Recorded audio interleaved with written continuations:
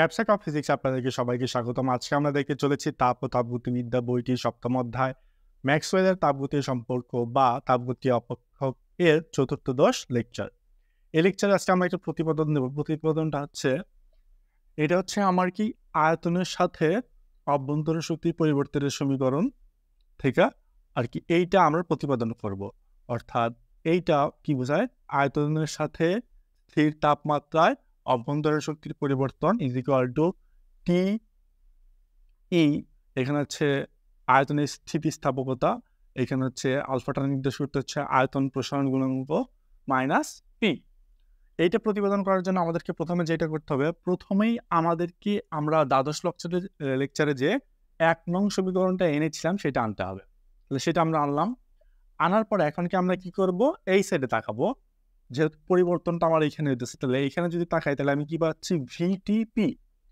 উপরে পি আছে, তার জন্য রাখবো চাপ পি কে আয়তন ভি ও তারপর কি দিয়ে টি তাপমাত্রা এর অপেক্ষক হিসেবে বিবেচনা করে পাই। সেটা আমি লিখছি চাপ পি কে আয়তন ভি ও তাপমাত্রা টি এর অপেক্ষক হিসেবে বিবেচনা করে পাই। তাহলে সেটাকে আমি কিভাবে লিখতে পারি? P is equal to F of V comma T. ঠিক আছে, তাহলে ভি কমা টি হলো।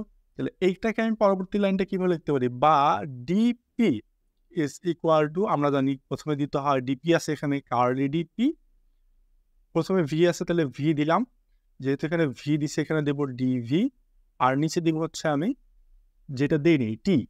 একইভাবে এখানে কার্লি ডিপি ভি দিছিলাম, এবারকে দেব টি, যেহেতু এখানে টি দিছি এখানে দেবো হচ্ছে ডিটি, আর নিচে দিব হচ্ছে আমি কি দেইনি ভি সেটা। তার পরবর্তী লাইনটা আমি করবো বা জিরো।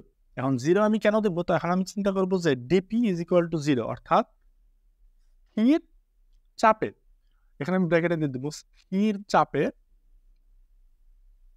স্থির চাপে, ঠিক আছে, কি পেলাম? DP is equal to zero. তাহলে জিরো দিয়ে দিলে আমি বাকিটা যদি এখন সাজাই, curly DP divided by curly V T DV plus curly P divided by curly T V D T. ঠিক আছে, তাহলে এখন আমি কি করলাম? এইটাকে আমি ধরলাম এই সাইডে রাখলাম, এইটাকে এই সাইডে দিলাম। তাহলে আমি লিখতে পারি curly D P divided by curly T V is equal to curly P divided by curly V T. আর এর সাথে কি ছিল? ডিটি। তাহলে এখানে কি আছে? একটা ডিটি গুণ আছে, আর এখানে আছে একটা ডিভি। ঠিক আছে, তাহলে এটা আমি সামনে লিখলাম কেন? এটার একটা কারণ আছে, কারণ হচ্ছে এই যেটার সাথে আমি মিলাই দিচ্ছি। তাহলে এটা সেম। তাহলে এই ডিটাকে যদি আমি ভাগ দিই এই সাইডে, তাহলে এটা উল্টা সাইডে আছে, তাহলে এখানে একটা মাইনাস চলে আসবে না? তাহলে মাইনাসটা চলে আসলো। তাহলে এই কার্লি ডি, তখন এই ডিভি এর নিচে কি হবে? ডিটি ভাগ হবে। তাহলে curly D V divided by curly T, আর এইটা হয়ে যাবে তখন কি আমার পি।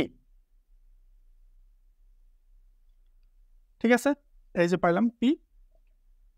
এখন এইটা আমরা করে রেখে দিব, এটাকে আমি দিব হচ্ছে আমার ২ নং, এটার কি এই যে লাইনের সোজাসুজি লিখবো আমি, আর এটাকে আমি দিব হচ্ছে ২ নং সমীকরণ।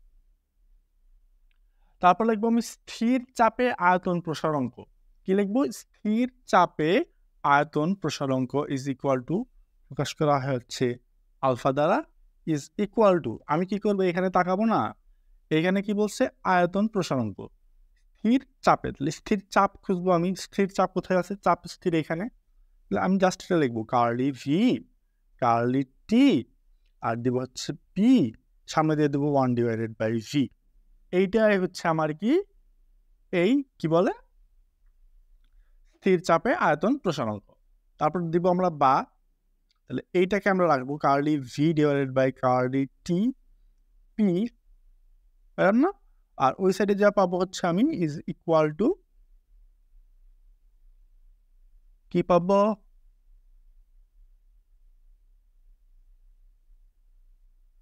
এই ভি আর এই আলফা গুণ হবে, তাহলে আলফা ভি শেষ।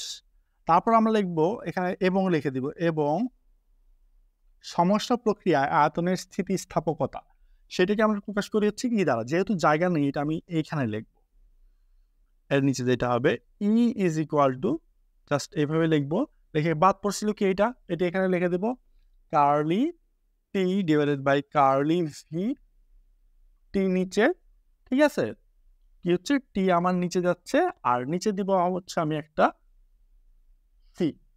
এখন এই নিচে আমি যে ভি দিলাম এই ভিটা কি হবে 1 আছে না, এইটা হচ্ছে মাইনাস হবে সামনে একটা, আর এই ভিটাকে আমি এইভাবে লিখতে পারি চাইলে। সহজভাবে লিখতে হলে আমি এটাকে খুব ক্ষুদ্রভাবে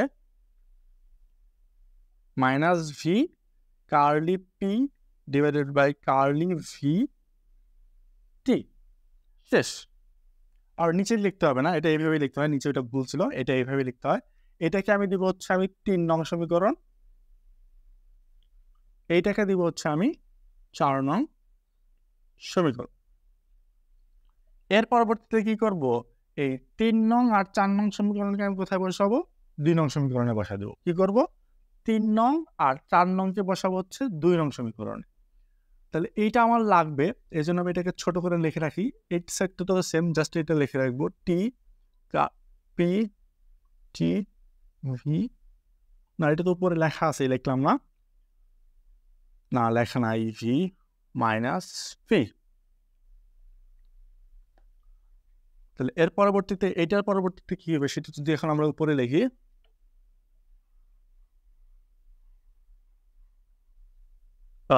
মুছে দিলাম, সমস্যা নেই।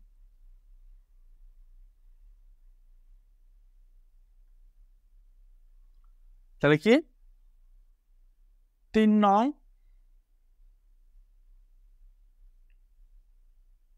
ও 4 নং সমীকরণকে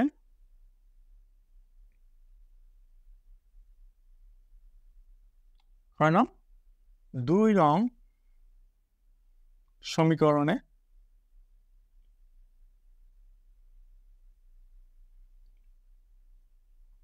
বসিয়ে পাই। প্রথমে ছিল হচ্ছে আমার এরকম curly D U divided by curly D V T is equal to ছিল হচ্ছে এইটা আর এইটার গুণফল। তাহলে এইটা হচ্ছে আমার রিসার মান, এটাকে আমি সমীকরণটা দিচ্ছি না, তাহলে একটু আমি সাজাই নিই এটাকে। ভি কার্লি ডি পি কি ছিল কার্লি ডি ভি আর ছিল সম্ভবত টি, এটা ছিল সম্ভবত, হ্যাঁ এটাই ছিল।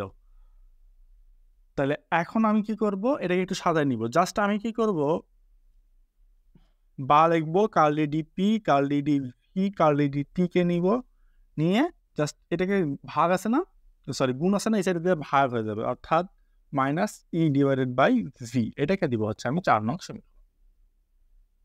তাহলে যদি দেই তাহলে কি ছিল, এইটা আর এইটার গুণফল আর একটা মাইনাস ছিল, তাহলে মাইনাসটা দিলাম। তাহলে মাইনাসটা দিলে প্রথমে এটার মান বসায় দিই ভি, তারপর কি হয় এটার মান বসায় দিই গুণন minus E divided by V, মাইনাসে মাইনাসে কি হয়ে যাবে প্লাস, প্লাসে কি হয়ে গেল E divided by V rho V, তাহলে ভি ভি গেল আমার কেটে। তাহলে আমি কি থাকলো, আমার থাকলো এখানে জাস্ট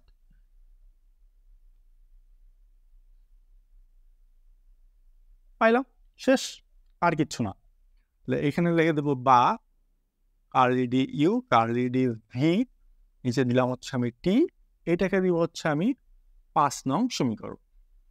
তাহলে এই যে 5 নং সমীকরণে যে আমি মানটা পাইলাম, সরি সরি সরি সরি এখানে মানটা হচ্ছে এটা ছিল না, এটা এখানে মানটা ছিল হচ্ছে পি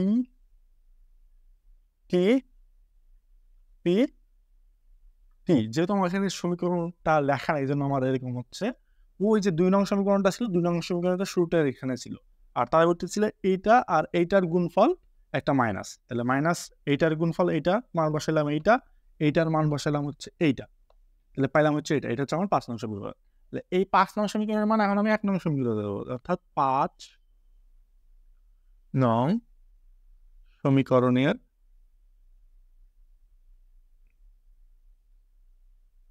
মান 1 নং সমীকরণে বসিয়ে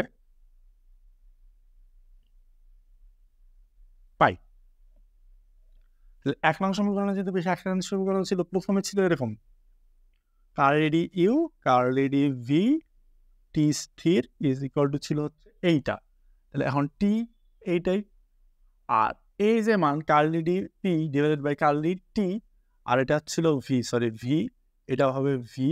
এই যে এটার মান সমান সমান পেতেছে আমি হচ্ছে এই যে 5 নং সমীকরণতে সে আলফা ই আর হচ্ছে মাইনাস পি, তাহলে মাইনাস পি এটাই হচ্ছে আমার প্রতিপাদন করতে বলছে।